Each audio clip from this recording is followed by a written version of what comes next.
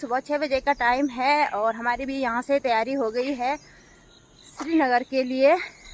हमने कल सबसे बड़ी गलती ये करी है कि सीधा श्रीनगर वाली गाड़ी में, जब हमारे यहाँ से गाड़ी जा ही रही थी तो उस टाइम नहीं गए।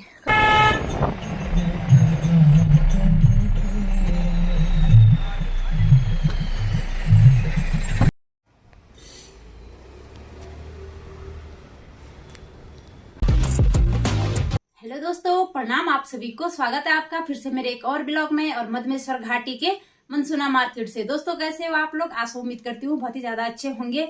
मैं भी एकदम बढ़िया हूँ और अभी मेरी ब्लॉग की स्टार्टिंग हो रही है सुबह के लगभग 7:30 बजे से और मैं बिल्कुल तैयार होके बैठी हूँ। पति का फोन भी आ गया और मैं तैयार हुई हूँ रुद्रप्रयाग जाने के लिए। हस्बैंड जो फिसल गए थे तो हस्बैंड जी के पैर पे कुछ ज्यादा ही दर्द हो रहा है, तो थोड़ा सोचा कि उनको दिखा ही दें, एक्सरा करवा ही लें।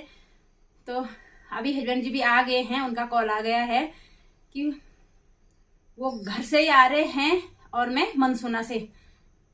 तो चलते हैं रुद्रप्रयाग की ओर।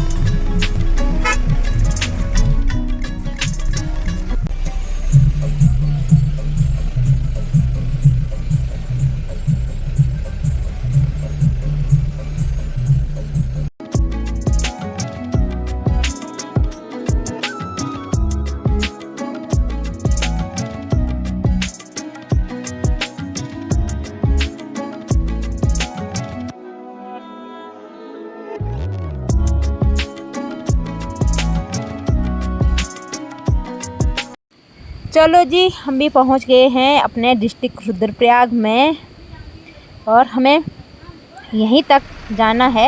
हम रुद्रप्रयाग में उतर गए हैं और जो बाकी इसमें बच्चों वाले कुछ मरीज हैं ये जा रहे हैं श्रीनगर। तो वह श्रीनगर जाम सारे अक्तौली वाले ही हैं। जावा कुकरी ये श्रीनगर घूम के आएंगे तब तक, ठीक है? तब तक हम यहाँ वाले मरीजों का इलाज करवाते हैं। वापसी में फिर साथ जाएंगे सब। और यहाँ हॉस्पिटल में देखो भाई, पर्ची कटवाने वालों की बहुत लंबी लाइन लगी हुई है और हस्बैंड जी भी लाइन पे लग गए हैं और मैं भी एक तरफ से लाइन पे लग जाऊंगी। दोनों में से देखते हैं जिसका भी आगे नंबर पड़े।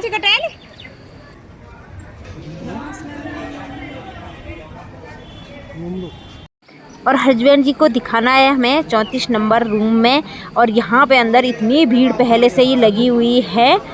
मेरे तो यहाँ पे बैठे बैठे दिमाग ख़राब हो गया। लगभग यहाँ पे हमें बैठे बैठे 2-2.5 घंटा हो गया है और इतने ज़्यादा मरीज़ आए हुए हैं। हस्बैंड जी का नंबर पड़ा है 105 नंबर। तो इतने मरीज़ को देखते देखते आज लग रहा हमें शाम हो जाएगी यहीं।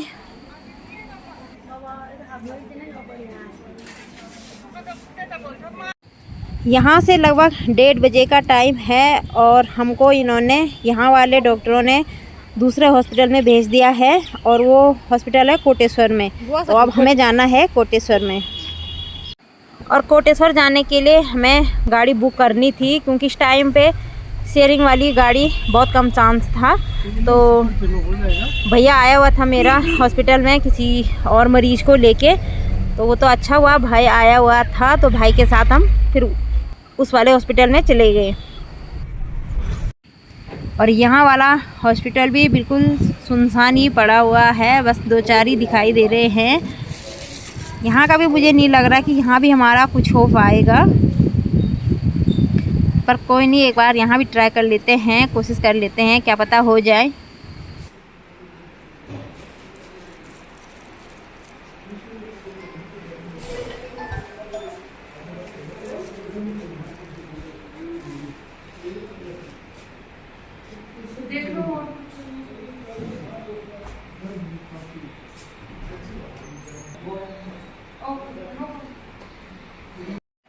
यहाँ आके भी हमें कुछ फ़ायदा नहीं मिला है, फालतू की भागा दौड़ी हो गई है।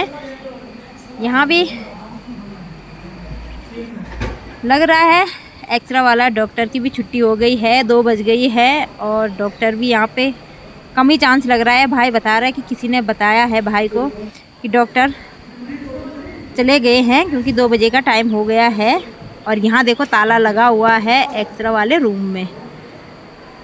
ये देखो तो हमारी फालतू की भागा दौड़ी हो गई है। अभी लगभग 4:30 बजे का टाइम हो गया है और हालत हमारे आप देख सकते हैं। ना तो हॉस्पिटल का कुछ काम हुआ और ना हम कुछ खा पी पाए।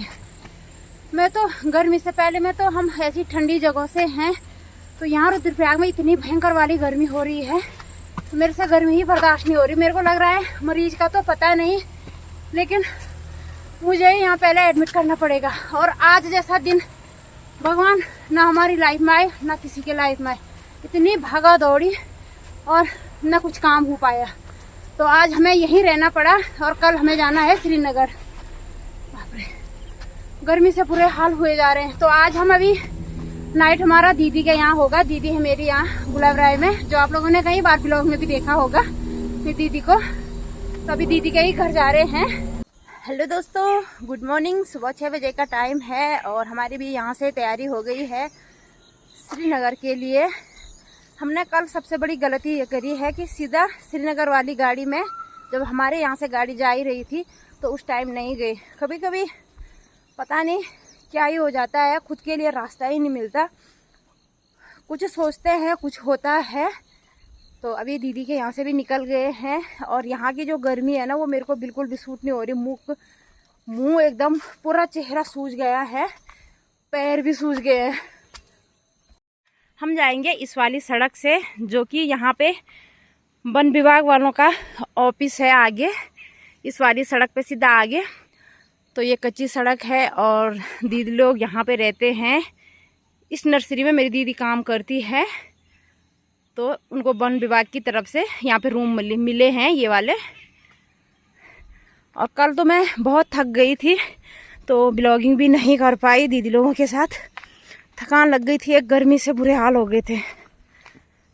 तो अभी हम इस वाले रास्ते जा रहे हैं और हम जाएंगे सीधा उधर रुद्रप्रयाग बाईपास पे, वहीं से हमें गाड़ी मिल जाएगी।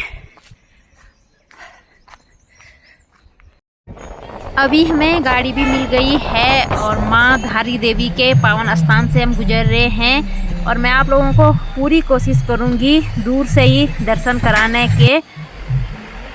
तो अगर जाते टाइम दर्शन नहीं करा पाई दूर से ही, तो आते टाइम पे ज़रूर दर्शन कराऊंगी। हम भी श्रीनगर हॉस्पिटल में पहुंच गए हैं और बहुत जल्दी हम यहां पे पहुंचे हैं, पर पर्ची काट लेते हैं। डॉक्टर तो 10 बजे ही बैठेंगे।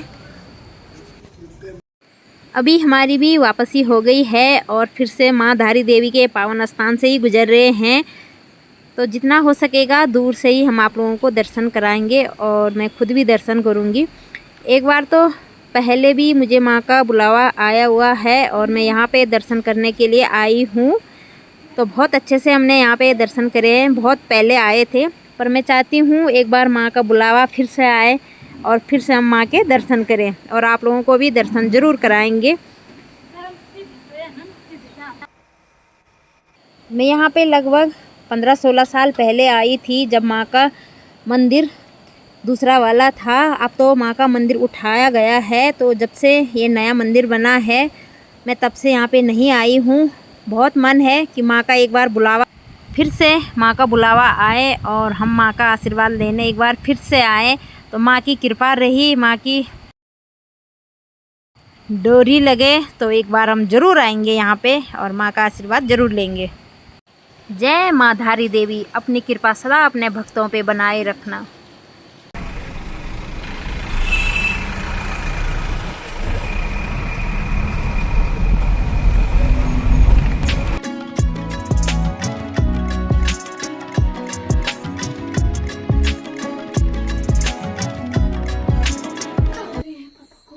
चलो जी, फाइनली पहुंच गए हैं हम भी अपने रूम पे। हम पहुंचे हैं शाम की लगभग 5:30 बजे। और हस्बैंड जी को श्रीनगर में हमने दिखाया है, तो हमें तो डाउट था कि कहीं फ्रैक्चर वगैरह ना हो। बस हमें यही था कि फ्रैक्चर नहीं निकलना चाहिए, कि पैर फ्रैक्चर है, पर ऐसा कुछ नहीं निकला है भगवान की कृपा से। तो थोड़ा मांस में दिक्कत है, मांस फटा हुआ है और थोड़ा सी असर उसका जो ब्लड का नस होता है उस तक गया है। तो मलहम दिया है और पट्टी, गरम पट्टी दी है। बाकी इंजेक्शन फिक्स कर रखा है हाथ में सुई, और इंजेक्शन लगेंगे 3 दिन सुबह शाम लगातार। और 10 दिन का बेड रेस्ट दे रखा है। 10 दिन बाद फिर जाना है दिखाने के लिए। और मेरी तो इतनी बुरी स्थिति हो रखी है, शक्ल आवाज सब चेंज हो रखा है। हमें तो यहाँ ठंड में रहने की आदत है, तो बाहर की ना गर्मी हमें सूट होती है, ना बाहर की जो प्रदूषण होता है ना वो सूट होता है। तो हस्बैंड जी से ज्यादा तो मैं ही मरीज लग रही थी वहां पे। एक दिन और रुकना पड़ता तो मैं भी एडमिट हो जाती, इतनी बुरी स्थिति हो गई थी मेरी। इसी के साथ आज की ब्लॉग को ज्यादा न बढ़ाते हुए अपने शब्दों को और ब्लॉग को यहीं पे विराम देते हैं, और मिलते हैं आप लोगों को नेक्स्ट ब्लॉग में। तब तक के लिए बाय बाय और गुड नाइट।